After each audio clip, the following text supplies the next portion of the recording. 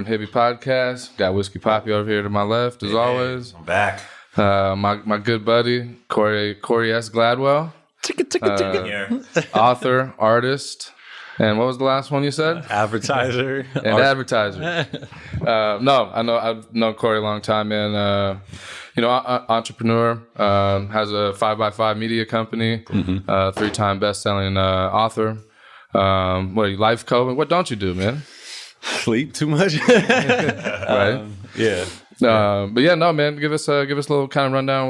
What you have going on. I mean, other than the obvious, and we're gonna ride this wave. And I always want to take a second to kind of appreciate the setting. Our paths could cross, and For sure. it's dope that we can sit down here and do something like this here in Edmonds.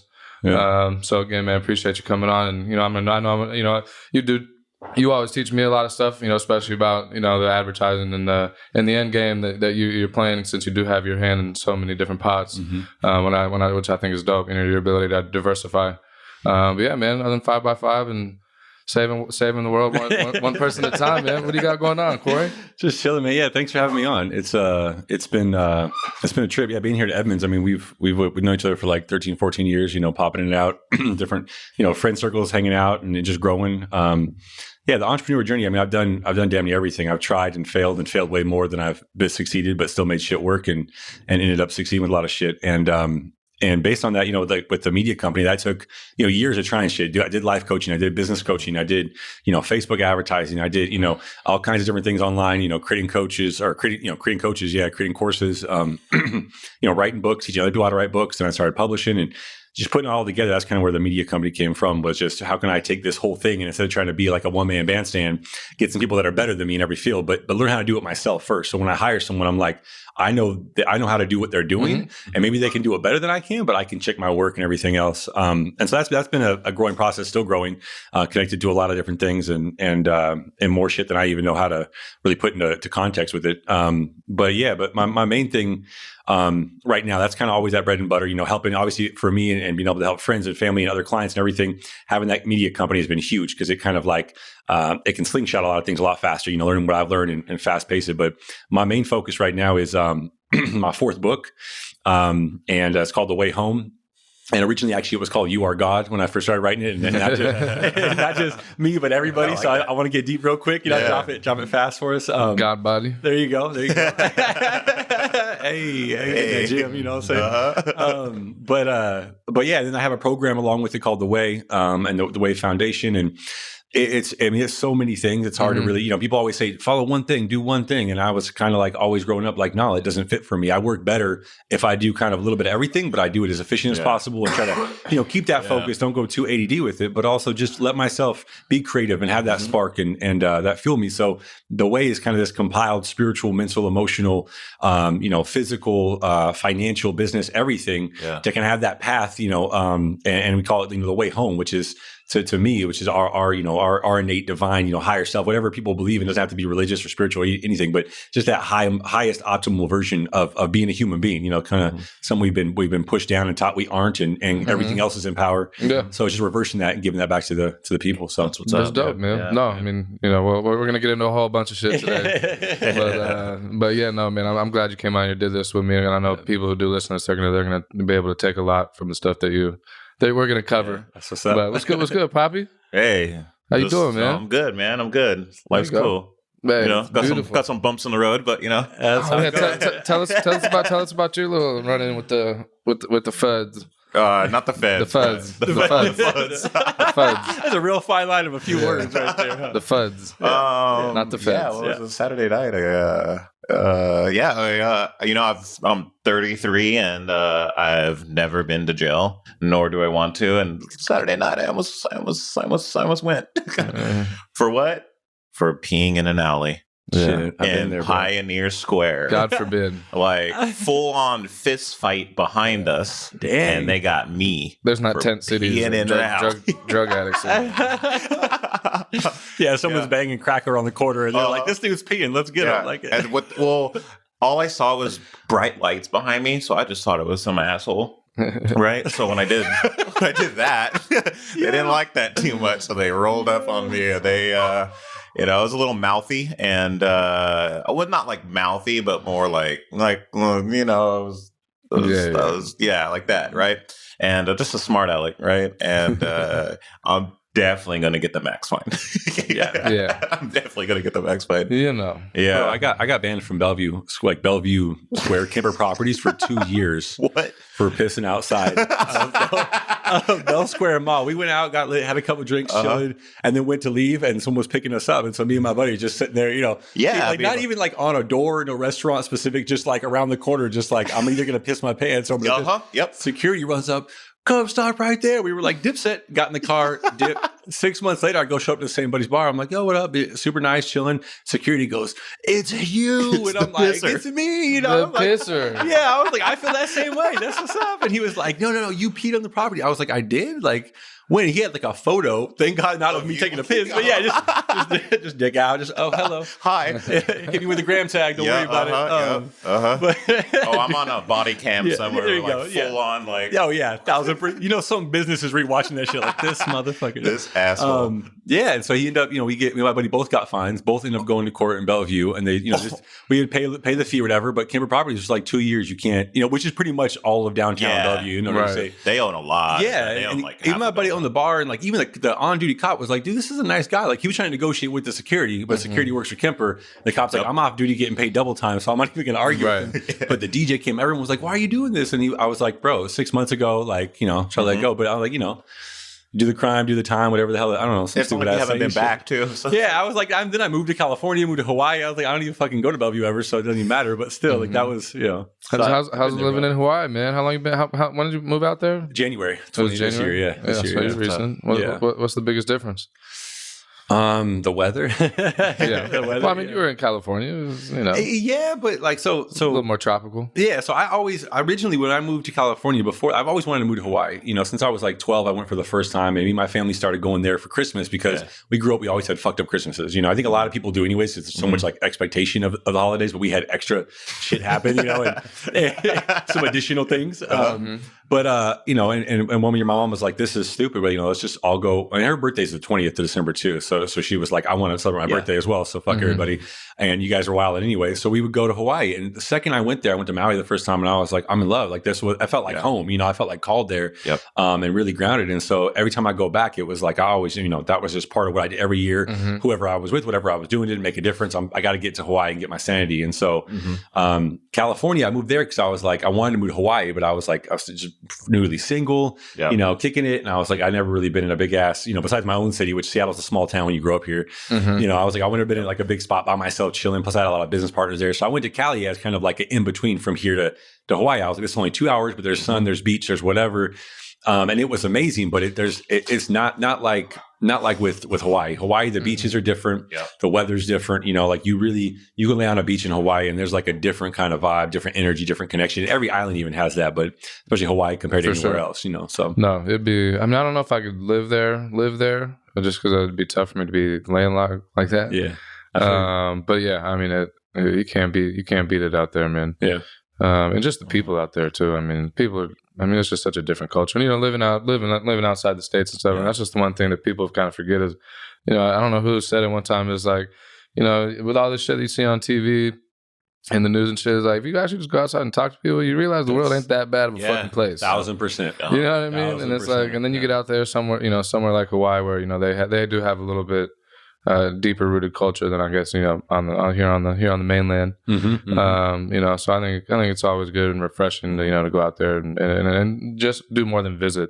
Yeah, when you really ingratiate yourself in a community and that community is somewhere like the Hawaiian culture. I think that's just spiritually cleansing in a sense. So that's just dope, man. Yeah. And so you see yourself staying there? Yeah. So like the plan, the plan right now, because me and my girl went to Costa Rica for like a month in the last year, and we just fell in love with being up in the mountains. You know what I mean? Like staying in this beautiful home in like the highest mountain in Central America. Oh, wow. Didn't even know at the time, but it was just us, this privacy, this jungle atmosphere, this beautiful, everything. We go to the beach, and but it's such a, it's still growing, it's still a thing, and there's not a lot of good Wi-Fi, and that's pretty much how I run my business. I got to have internet connection. Yeah, you do.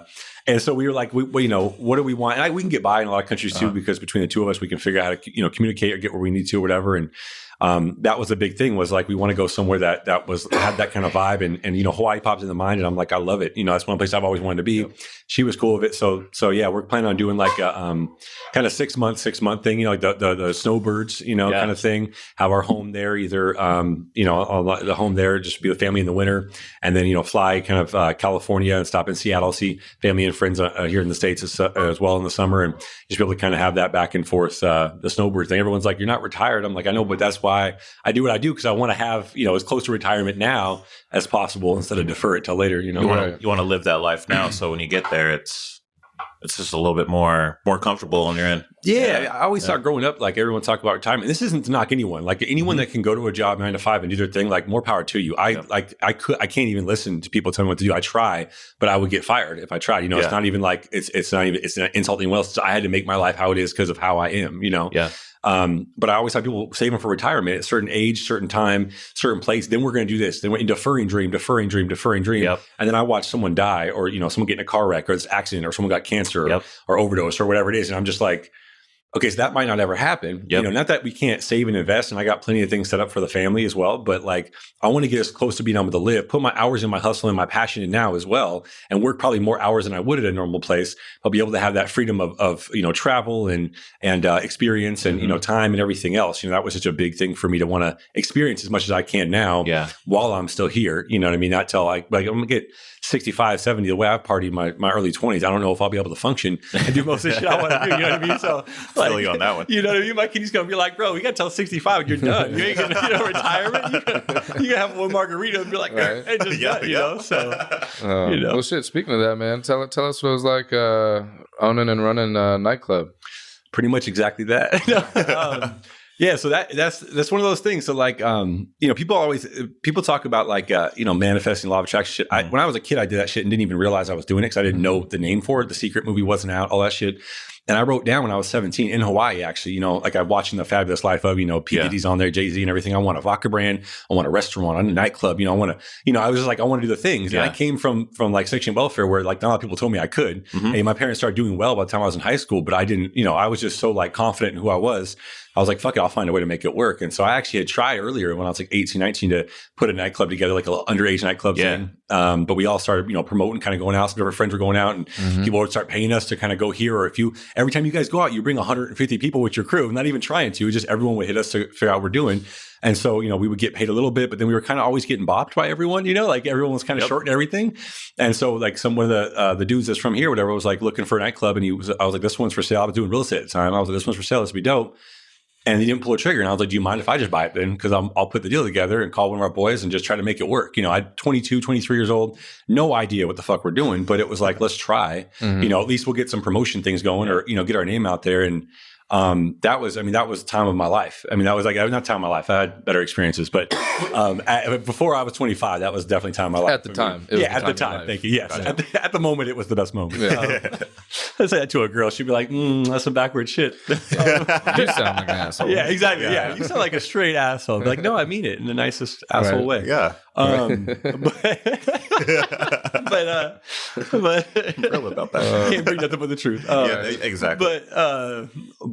But yeah, 23 to like 25. And we had all our, young 20s, youngest nightclub owner in the city. We had access to everything. We would go to Vegas whenever, had celebrities out, smoking weed with Corey Guns, from Young Money Random, whatever. The second we closed on, I didn't even notice till later, but Seattle Police Department doubled their on foot duty, like patrol for Belltown and shit. Someone told me later. I was like, that makes sense. I didn't even know. But what nightclub was it? Tia Lou's. Oh, yep. Yeah. So it was fun. Many nights. Yeah, it was fun, but it was probably the biggest disaster train wreck ever at the same token, but like the best experience, and me and our boy Johnny talk about all the time. We're like, if we taking the business since we have now, after having tried and failed and all these up and downs, imagine applying that to our next thing. We talk about like late 30s, early 40s, having like a nice lounge or having like a spot for, us as grown men to go chill and vibe and, having that good stuff. It's like, and then every other business, since there's so many things we can take and apply that lesson from, instead of just going, oh, fuck, that was wild, we partied, we have fun, and we failed or we lost or whatever else, but then let's move on to something else. And just take that lesson and go with it. But damn, I don't regret a goddamn minute, man. I tell everybody, No I regrets. got that shit out then. So it's like by the time I'm 40, I'm not going to have that midlife crisis Corvette. Got to go hit a stripper with some cocaine or whatever. That was like, I was 23. I got that out of my system. So I like did that when I was 23. my wife, my future wife, a girl, when I get married, I'm like, you're welcome. I'm not going to have that moment. I did that. So like, you know what I mean? Like, That's absolutely true. You know what I mean? No, like that's the benefit there. So Yeah, no, and I feel bad for people who, I mean, not saying that's the recipe, right? But, I feel bad for people who are sheltered. Like there's always the kids in college or those kids that even out of college where, where they're having to figure shit out for themselves for the first time.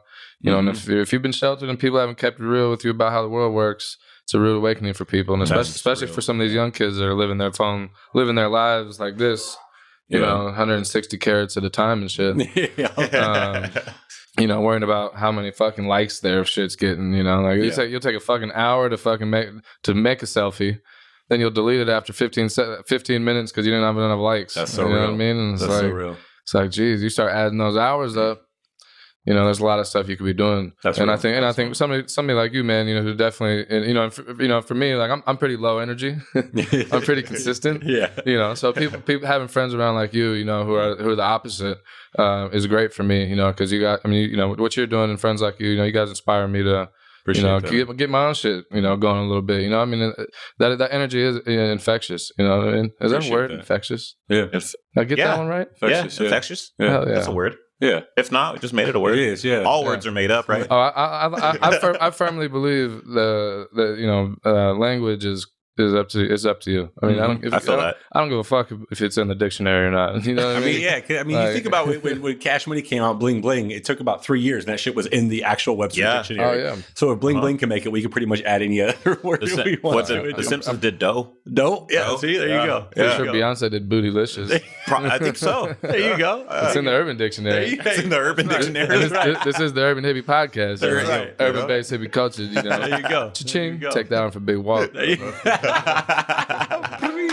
that sound effect. I'm still gonna get a fucking one of those little bells, the little. There you go. Ting. There you go. We don't have a bell, but we got a train. We got a train. Yeah, there you go. Oh shit! Hey, that shit'll wake your ass up. You sitting on the deck over there, Dimitri's boy. Damn, I've a few seen, margaritas and you wake your ass up. I feel bad for some of these old ladies that are out there and just because they know that when they know like some of them can't hear all that well, so they don't really know that shit's coming until it's boom. Good morning. Good morning. I appreciate that though. I appreciate that. That means a lot. I think that's where like when we start to when we're younger, especially, it's like I know that and I'll speak for myself. I think a lot of people I've talked to agree with this, but I'll speak for myself. Is that like we kind of looking around the world as we're growing up. We're like, who's doing what or how or whatever, and how can I like be myself with trying to learn who you are first of all, and then also not like go too far out of the norm because either people are going to hate on it or push it away or whatever else. And so it's like, as I've matured and grown older, obviously that's like, thinking of elementary school and shit like that. And then growing up more and more, it's like being able to be more of myself and that more high energy, whatever else, you know what I mean? And having all of us have our different, like, this is who we are, whether it's just chilled and vibed out or me being high strung as fuck and just like trying to, but owning that part of it and then having that balance and being able to all come together and kind of coexist and connect and learn what we can from everyone else. I think that's always the best vibe, right? Because then we can create so much more from that, you know what I mean? And be able to kind of like, this works and that doesn't for each individual person, you know what I mean? So, yeah. So tell us about the 3 books, man. I mean, obviously I know what they're about, but take us through the fucking timeline. So 2012, after like the nightclub was gone, restaurant, vodka brand, all that shit, I just kind of went into meditation. And was just like, I partied for 2.5 years straight, just wilding out, do whatever, crazy relationship, crazy everything, just like, every way was just empty. And so I went into meditation and had this like, spiritual experience, oneness, enlightenment, love, unconditional love, bliss, everything, just this experience of 2.5, 3 weeks. And never saw it come. It wasn't like looking for it or anything like that, but just perceptual filter is the easiest way I can say was gone. Gotcha. There was no sense of separation. There was no judgment because I didn't have a word to describe the judgment at all.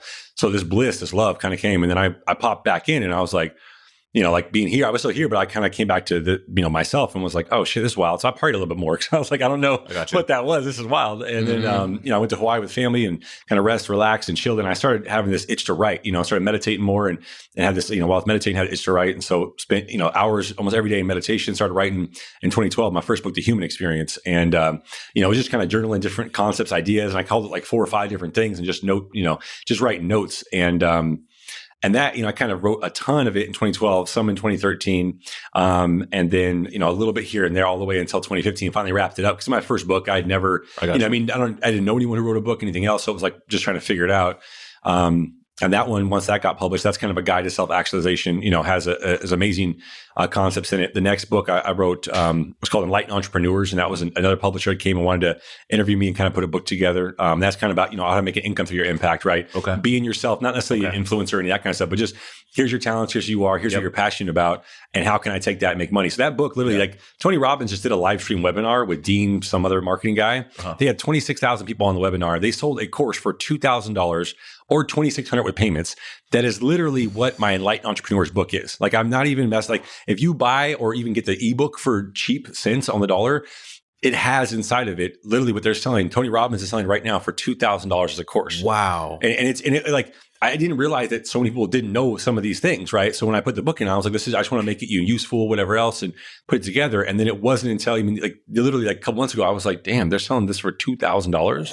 I just put this in video. So I even in my fourth book, the way I'm giving most of that shit away for free. So I'm like, that should be given. That should be a given to me. That's, the thing. I want to get all 3 of these. I got you. Yeah. And, all right, for sure. And the third book that came to me as well in meditation. It's called What If, and it's 68 questions to kind of shatter your perception. It's actually 111 of them, but I got 68 written, and I was like, I'm tired. I'm exhausted because it was just stuff kind of floods. That inspiration comes, but that book, and why I'm trying to finish and get my fourth book done is because every time I write a book or do anything, I think a lot of authors, you get this, you start on if you haven't lived it already, you kind of start living it. You kind of writing that own story, you start going through experience with it. That What If book, in the best way, kind of fucked me up. You know what I mean? Like, it was so many what if questions that like literally, instead of trying to like psychoanalyze or like, you got a coach or therapist or anyone kind of talk to you about whatever, that book asks you a question that just fucks up your mind. You're like, oh damn, like it almost skips across that logical, I have to understand thing and goes to like solution right away, which is amazing. But like, if you're just like, oh, and then all of a sudden you almost can't argue it because it's just a what if, but your mind can just shift through to something else. So those are the 3 right now. And then that's a great concept too. The what if, and just like having a book based off of a question. Yeah. All my books are questions. I mean, like, I write my own 2 cents on everything, but if you read any of my books, you'll see like at the end of every section or chapter or whatever else, there's just shit ton of questions. Because the one thing that came to me was like, I've grown up, I've studied every religion, whatever else, but and this isn't to knock any religion by any means. I have friends that celebrate every religion, but I didn't believe, for me, that there was some outside thing that, like, I think of Jesus or anyone else, Buddha, whatever, they weren't like, yo, believe in me and follow everything I say. I think they were like, yo, this is you. Yeah. Like, even a lot of scripture to me says like, this isn't you. I'm just reflecting you, what you can become. So in my book, I was like, how do I say this without being like, hey, just read and believe everything I say? I just want to ask questions, because even if they ask a question, it says like, ask yourself. They answer their own answer. So that's their truth. And then also, even if they don't answer it, that question's in people's heads, right? That's like Inception, like some, you know what I mean? Leo shit. Like, it drops a question and maybe it's a month or a year later, boom, they're like, oh shit, there's an answer to that helps them awaken in some way without going, oh, Corey told me this, so I'm going to try to believe it. Because even if someone wants to believe me, I don't care, especially people close to me, but even someone who doesn't know me and wants to believe anything I say, they're going to look at the messenger, not the message. And that's, I can be a mess. You know what I mean? I'm a human being. I can be so put together, like perfect Instagram photo thing. And I can also be wilding and like, puking on the street if I go wild with my friends, that's just real life. That's just what it is, So I don't want someone to see that and go, oh, that's not truth. That doesn't work. And I'm like, no, find your truth. Let me give you a question so you can have that answer. Cause I'm not trying to give you an answer. I'm trying to give you my opinion, ask you some questions to lead you on your way to freedom. Cause then you don't judge any of the shit and you actually enjoy life. So. Yeah, no, that's dope, man. I think a lot more people need to figure that out for themselves too. A lot more people need to enjoy life too. No, but I mean, and you should question everything. Don't take anything on fucking face value. You know what I mean? No, never. I always tell people, man, like one thing my pops told me real early is like, it's great to trust people, but don't put them in a place where you have to trust them.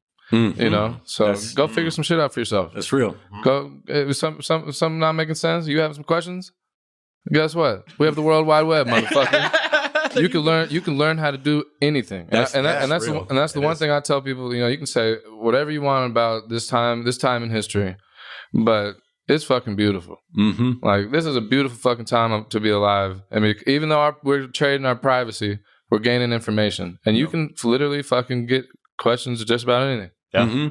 Except for those 50 miles under the Vatican.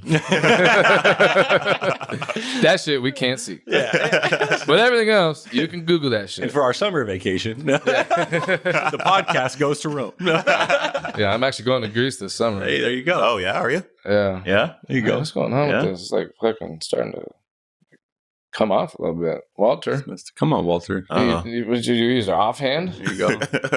But people don't realize that though. Like I being in real estate, I did real estate for 12 years. Like when I first dropped out of high school because I quit partying in high school, quit doing dumb shit, and then dropped out. Had a good GPA, but I just went and got my GED, so I go sell real estate and just start making money. I was really? The funny thing is, I love education. I love learning shit, but not in a systemized way that they have it. Right. Yeah. And so I started making money, do my own thing. But like how I was able to do really well with that was just exactly pretty much what you said. Like that was like 12 years, 13 years ago. We have Google then. Now we have literally the iPhone 10 or 12 or whatever else they come out with. It's in our fucking hands. The world is in our hands, literally. You know what I mean? But even back then, I would use Google and I would research future zoning. And so I helped put these huge buildings together or different deals, commercial deals. You could see from the county websites, they post the shit. Here's what we're going to do in the next 5 years with that piece of land. So it's residential right now, but so you buy it at this price, but in 5 years, it's going to go commercial. So you can 10X, whatever that is. Mm-hmm. That's public information. That wasn't even because I was a real estate agent. That was just because I looked. And the same thing with the government, everything else. You can go to CIA.gov. You can go to allthewhitehouse.gov. You can look at every order. You can look at everything that's going on. You can watch everything. Like I found some documents from shit and different things. I'll just be searching and I'm like, this is wild, And I tell somebody, they're like, oh, that's crazy. And I'm like, really though? Like public information. Yeah, I'm like, it's public information. Yeah. Check the source. And are we going conspiracy theories today? I mean, we can. Is this the conspiracy theory episode? We can. We can do all of it. I say we hit all the bases. We can do it, yeah. Which one of you guys is Eddie Bravo? No comment. Hey, yeah. Plead the fifth. Still probably my favorite online persona. Eddie Bravo, bro. Yeah. The way he talks, man. Like he just, I don't know what the fuck he's saying half the time, but his energy through a fucking computer just gets me going. There you go. Him and Gary V. I'm sitting right here. Yeah, Gary V. I'm sitting right here. Yeah, and you have that same type of fucking juice, man. Yeah. You guys just don't. It's like the only time you see this motherfucker not being loud as fuck is when he's sleeping. That's it. And that doesn't. I know that doesn't happen very often. Both don't sleep. That's it. But no, I like Gary V, man. I think Gary V is great to listen to. I think Jordan Peterson is great to listen to. And really anyone. I mean, inspiration comes from everything. Like, like if you didn't do what you do, you'd still inspire me just from me knowing you. I mean, it doesn't have to be somebody that you have to find online. I think the best people to touch are best people to take inspiration from are people you can touch. Yeah, that's real. And talk to and ask those questions. That's it. And I think for a lot of people they don't have that, and they don't have the. For whatever reason, so people like you and those other folk that are putting out that good energy and giving out, like you said, basic fucking information, like stuff that everybody should understand. Everybody should understand you're in control of your life. Yeah, it's not that bad. Yeah, life is fucking beautiful. No matter what happens, and time heals all wounds. Mm-hmm. It does. So don't get caught. You hit a little rut, little speed bump. Just keep it pushing. You take a wrong turn. Take that bump. It's going to be all right. And I think for somebody like you, laying out those steps for how to do it, that shit's vital. And like I said, you live in the edge of the World Wide Web. Now they can go right on their phone, their fucking tracking device that they're carrying on them. You can go look that shit up and find it. I think for that reason, it's the most beautiful time to be alive, man. That's real. So people like you need to keep doing that stuff. Appreciate that. Absolutely. That. Thank you. Yeah. Speaking of books, what book has been changing my life recently is the Charlemagne the God, Black Privilege. That one, like I was just going through a little thing and like I was like, man, I need to start reading. That's just how you were with your meditation. Like I was like, man, I need to start reading. And I go to the bookstore and I'm just kind of like I just like flip through books and I'll like open up the middle or whatever and just kind of read check a little bit. Yeah, if you want to keep going. Yeah. And I kept coming back to it. I was like, I'm just going to buy this motherfucker and changed my life. I'm almost done with it now. Probably the fastest read I've ever done now. And what's it about? I haven't read it. It's about Charlemagne. It's about his upbringing, and he's he has the #1 hip hop Breakfast Club that he does, Yeah. and then he has a podcast, and he has like a YouTube series. Yeah, it's like radio, podcast. Yeah, video. it does a little bit of everything. Yeah. And man, when you came from like nothing, like he comes from like a trailer park in South Carolina to like the number one radio station in New York. And it just talks about him. Like, he used to sell crack. He's been fired for every job. Like, the last person you would think to make it made it. Like, been kicked out of 2 schools. Like, the last person you would think to make it made it, you know? And and that's just what we're doing here. And then he kind of goes out and he's like, if you're passionate about something, like, fucking just do it. Like, yeah, you're going to fail. Yeah, you're going to get fired. Yeah, you're going to do this. But at least you're doing it. Take everything from that and just keep propelling you forward and to do what you want to do. That's real, yeah. That's the hard part. I was talking about that earlier, like the entrepreneurial journey, which is pretty much just life, or you know, personal development, entrepreneur. It's all the same shit. You know, I mean, you kind of got to face all that shit. And I was talking about that earlier. Like, a lot of people hit roadblocks or bumps or whatever, or shit gets a little tough, and they're like, I'm not going to do it. You know, I just can't. I'm going to hang it up. You know, and I like, and it could be a speed bump. You know what I mean? It could be a little thing. People are just like, no, fuck this. I'm not doing it. And I'm like, if people have experienced some shit that I've gone through, I mean, like privately, publicly, you know what I mean? Like, I have failed miserably personally, but also publicly, like in front of people, and not even tried to hide it, you know, and face that shame and that guilt and that fear and that, you know, embarrassment and all that shit, and then try to work it up again, and then done it again. Not even intentionally, you know, but then had to go, okay, you know, what can I get a coach, or what can I work through to figure out what is that subconscious shit that I'm doing? Because coming from that, you know, I when I was really young, until I was almost 7, that's how it was. You know, both my parents, triple time felons, crackheads, crack dealers, you know, dudes from, you know, gangsters from Louisiana up here, kind of like semi-raising me with 40s in my Discovery Zone cup. You know, that was like normal for me. So when I got to normal life, I was like, wait, you guys didn't, that wasn't everyone else? You know what I mean? Everyone else wasn't trying to find crack on the ground. Like, that was that was not normal. Okay, keep my mouth shut. You know, and like, and being, you know, knowing strip club owners and clubs and stuff like that when I was younger, with 14, going to those things, like, it wasn't like I was trying to be something. That was just what I knew was normal. And then the flip side, by the time I'm 17, 18, you know, my parents got their shit together right before I was 7. And they, you know, really worked on their relationship, their marriage, their business. My mom was a genius. You know, my dad was really there, you know what I mean? Like, doing a lot of things. And then you know, making $400,000 by the time I was 17. Wow. You know, we had a Lexus, 2 BMWs, you know what I mean? I was just smashing X5s at school and shit, feeling like I, you know, not even knowing that I was balling the way that we were balling, because I didn't even know we were broke like the way we were broke. You know, they were in and out of jail, prison, you know, old triple time felons before it was like a life sentence thing. They're PO driving me around, you know. So like, seeing that extreme that fast, you know what I mean? And then myself going through a lot of those same things, you know, you like, and letting go of the brag point, because it's not cool. Like, one of my business partners, his family owns a university, like an ancient, you know, University of America. So they're generationally forever taken care of. Yeah. And he's had the same thing on the opposite end, where everyone's like, oh, you have a trust fund. Like, oh, you know, don't worry about it, you'll be fine. Where it kind of piddles him down. And I'm like, dude, on the same thing, as much as we have this hero's journey, like, you know, oh my God, you made it, blah, blah, blah. It's almost like, oh, you're a kid from Section 8. Like, good job. You kind of got here, you know, but everyone's getting this kind of like, you're not really enough type bullshit. And so, like, to that point though, is that when we fail publicly, privately, whatever else, everything we go through, we had to turn inward and go, okay, how, like, and this is the point of like the social media and the kids these days and everything. Like, do you have self-love? Yeah. Like, do you love yourself? Do you approve of yourself? Are you cool with you?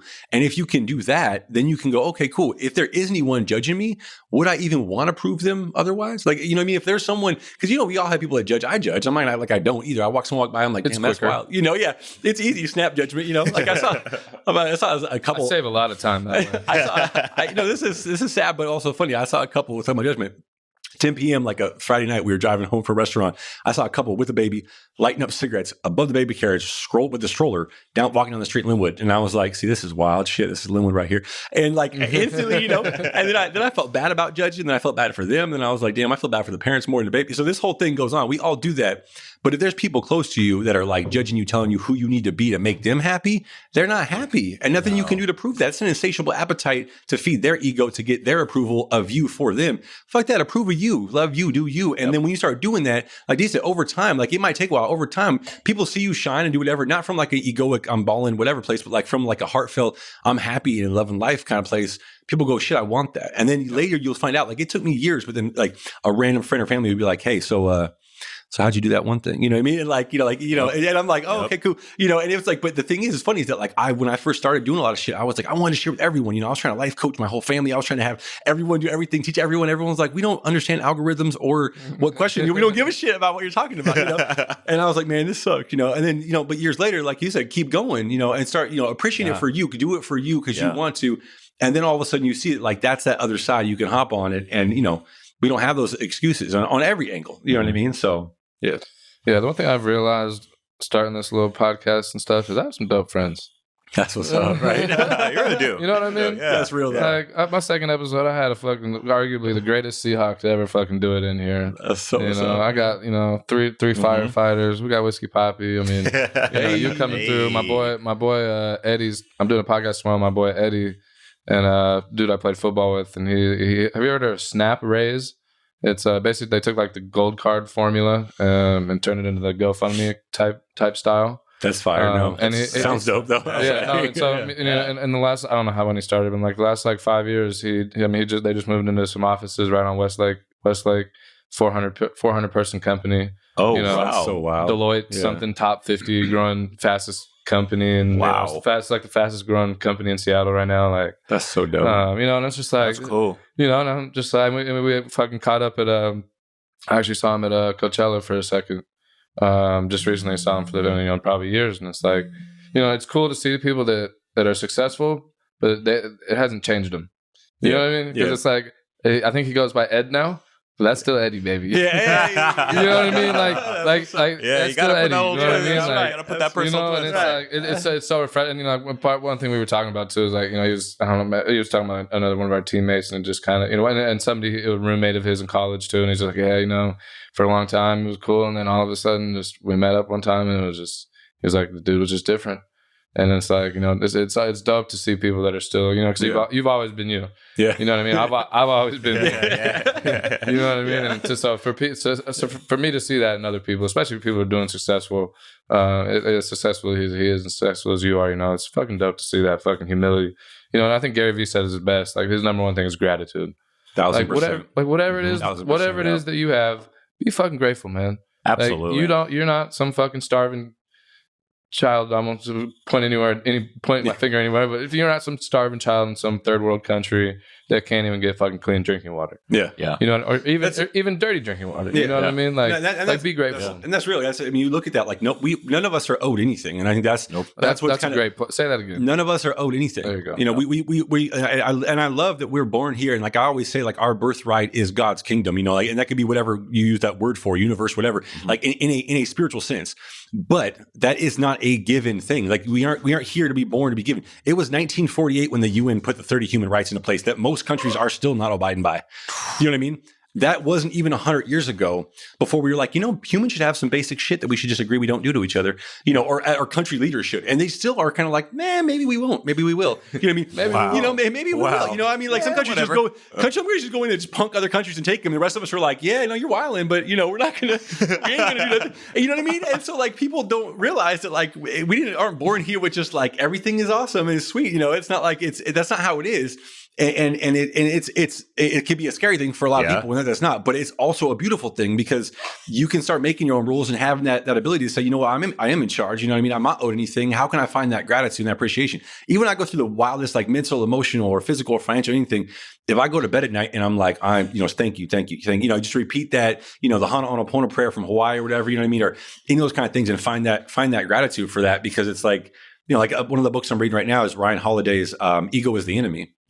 I heard about that one. And it talks a lot about what you guys are talking about, where it's like, I need to read more. Yeah. It changes you. It just like I got off social media a lot more and I just get lost into. Yeah. Even a little couple sentences of something and you stop, and you look and you're like, damn, okay, where am I doing that? Or how can I apply this? Or how is this just like some dope information I can take with me and carry throughout my day? Mm-hmm. You know what I mean? Like just that little small thing. And all of a sudden your day is framed with, I'm trying not to be an asshole. I'm trying not to be egotistical. I'm trying not to act like everything is owed to me. You know what I mean? Just like that little concept we just talked about. If we look at like some shit like that, it's like, okay, cool. That can change our whole day. And this whole thing I look at like, honestly, is like, choose your own adventure game. You know what I mean? Like every choice you make day to day is going to lead you somewhere else. You know what I mean? And as soon as you start thinking it's assumptive, like you take away that humility, you start assuming that it's just going to happen for you because you're you. That I don't know if it's universal law or if it's your higher self, or you want to call it. It just smacks you like, okay, let me put you, let me baby boy you real quick and just put you back in your place so you remember this isn't a given. You know what I mean? You had to keep working for this and then keep going for this, over and over again. So. No, that's dope, man. This is the first blunt I ever rolled on the podcast. Hey, monumental right here. I'm fucking happy about it. That's awesome. What are you rolling? Man, we got anyways, we got some Freddy's Fuego, all 502 companies. Freddy's Fuego. There's some Fuego. What do we got? What is it? Chocolate oranges. Come on, yeah, you're the man over here. Yeah. We got some Lifted. You're rolling up some brand. Lifted. That one's fire. Gold Leaf. Gold Leaf is probably my favorite. They got no till. They're probably the cleanest one. I love gold. Who would you say are the top five companies to buy fire? Good quality cannabis here in Washington State. You got 3 of them right there. I like Lifted. I like your Lux line. Gold Leaf for sure. Hawaiian Family. There you go. Yeah, absolutely. Yep. Been doing it for a long time. Like one of the first clean medicine, clean green certified. Yeah, first 502 company. Yeah. All of them they're all family too. So it's just like all Ohana over there. So that's what's up. They're top 5 for sure. Top 3. That's awesome. I also like. Man, there's some good ones out there. But those are the 3 that I'm smoking right now, and I have been for a while. Like those are the ones I always keep coming back to. So. Consistent, yeah. They're always consistent. They always got really good strains. They're all clean green. Like they're all nice. That's what's up. Yeah, that's what's up. Freddy, Gold Leaf, Lifted luxury line. Shout outs to Lifted. Shout outs to them. Sponsorship deal, hopefully. Yeah. Plug talk. Yeah. The plug talk, the plug what? Plug talk. Yeah. I popped that in there. Ask that question real quick. And I all understand them. And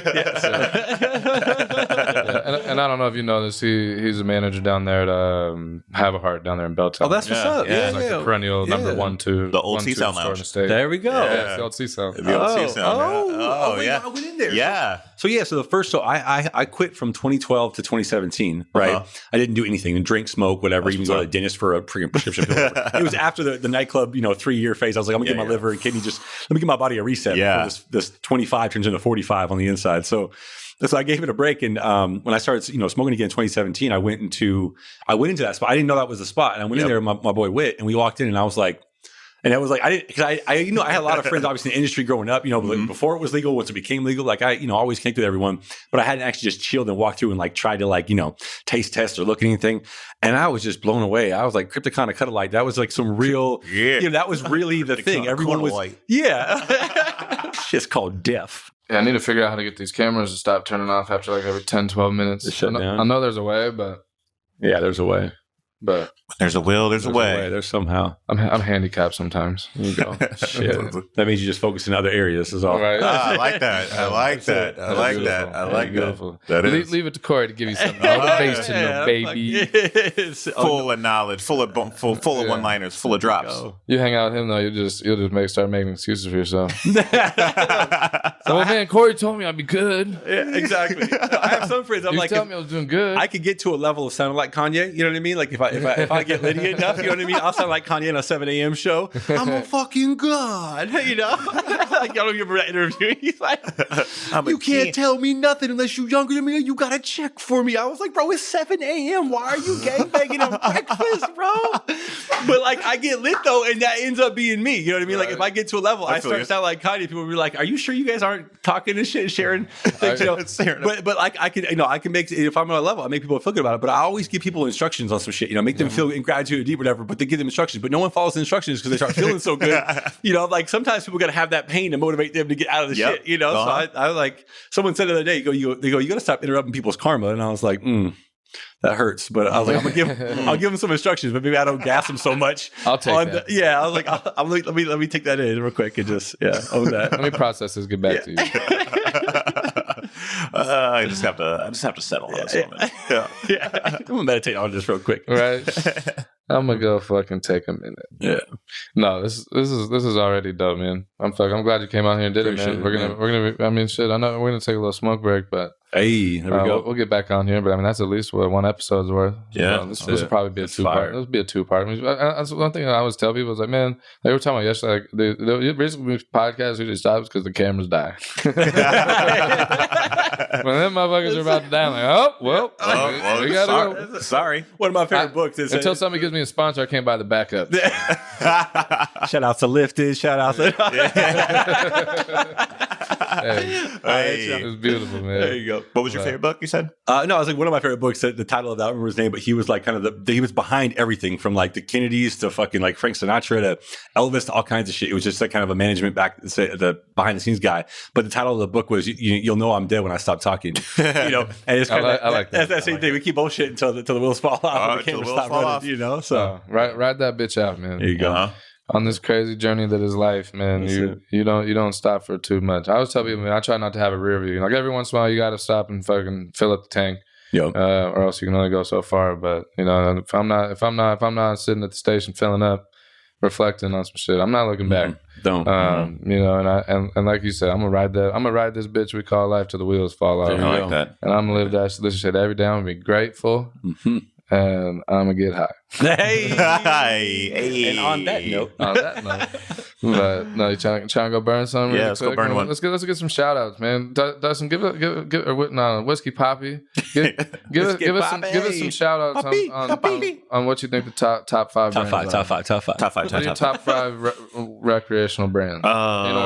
In order. 1 to 5. Damn. This is sponsorship time. Damn. Number 5. Starting. All right, I'll go 5, 4, 3, 2, 1. Number 5. I'm gonna go. I'll go with Freddy Fuego. Ooh, Fuego coming in. Yeah, Freddy Fuego. Fire. Great company, great strains. All Fuego. Isn't that the one Macklemore's invested in? I don't know. I think that's the one he's invested in. He should make a track. He should make a track called Freddy Fuego if he is. Yeah, I'm telling you, that's how you get some sponsorship. Yeah. Get like Drizzy or someone dope to drop just a track named after your strain. Whiskey Poppy and Champagne Poppy, we need to do a podcast together. There you go. Funny. Yeah. Shout out to Aubrey. 4, I would go with I don't have him in on the table right now, but Sub X. I like Sub X. 3, I would go Exotics. Same. 2, yeah. 2, I would go 2, I'll go Lifted. 1, I'll go Gold Leaf for sure. I like Gold Leaf. Gold Leaf's my number 1 for sure. Gold Leaf, here's looking at you. Clean cannabis. Yeah, just all around. Like they're just like they're no-till. And then like just how they are. They're all family. They're all loving. They're all welcoming. They're all like, how do we make our stuff better? Like they love feedback. Like their passion and everything else goes into it. And my boy Nate down there too. Like we vibe off of he's like, hey, who you listening to? And I'm like, Les Brown and Gary Vee and all this. And he comes back and he's like, yo, it's like Les Brown changing my life right now. That's what's I was like, you give me one. And he's actually I think he's the one that told me about Gary Vee. So then I started, because of him, I started listening to Gary Vee, and like we just vibe off that. That's what's up. Yeah. Shout out Gary Vee, man. He makes me feel better about swearing. He does. He doesn't give a fuck about swearing, and I don't. And to me, it's like, it's a stress reliever. I mean, it shows intelligence. If you say and swear a lot, I can communicate very well in cuss words. Right? And I tell people, like, honestly, if you get offended by a swear word, you got a lot of shit you're gonna have to deal with in life. You know what I mean? Like, life is a lot harder than having to hear me say fuck. I'm gonna tell you right now. Or you know what I mean? Like drop an F-bomb. Oh my God. I'm like, do you know what's happening in your backyard right now? Like, are you kidding me? Do you know what you're breathing in right now? Yeah, exactly. Yes. Right. Thank you. Like, that is wild. Now that we got a normal, inspirational motivational, life-changing first almost hour. When we come back here for part 2, we're going conspiracy theories. Oh, I got some shit on the fifth dimension, on some aliens, on some bluebirds. We about to be in this bitch. Yeah, let's get it. We're going to get some clickbait. Clickbait. All right, we'll be back, Speaking man. of clicks, don't forget to subscribe. That button. Here with Corey and fucking Whiskey Poppy. We're going to go take a little safety meeting. Yes, sir. Get right with God. There you go. We'll be back to talk conspiracy theories, baby. Hey. Let's go.